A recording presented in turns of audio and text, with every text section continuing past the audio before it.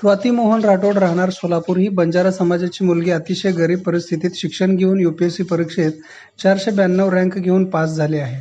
स्वातीच्या यशामुळे परिवारात आनंदाचे वातावरण पसरले आहे. स्वाती ही लहानपणापासूनच जिद्दी, हुशार व होतकरू असल्याने काबाड कष्ट करून भाजी विकून आई वडिलांनी तिला शिकवले. स्वातीने आपल्या घरची परिस्थितीची व आई वडिलांची मेहनत याची जाणीव ठेवून रात्रंदिवस अभ्यास करून यश मिळवून दाखवले आहे. स्वातीचे मेव्हणे राजू चव्हाण महानगरपालिकेत कामाला असून त्यांनी सुद्धा स्वातीला वेळोवेळी मदत व मार्गदर्शन केले आहे. स्वातीने आपल्या यशाचे श्रेय आई वडिलांना व शिक्षक वर्ग तसेच वेळोवेळी मार्गदर्शन करणाऱ्या सर्व स्नेही मंडळी यांना दिले आहे. स्वातीच्या यशाने शुभेच्छांचा वर्षाव सर्व समाजातून तिच्यावरती केला जात आहे.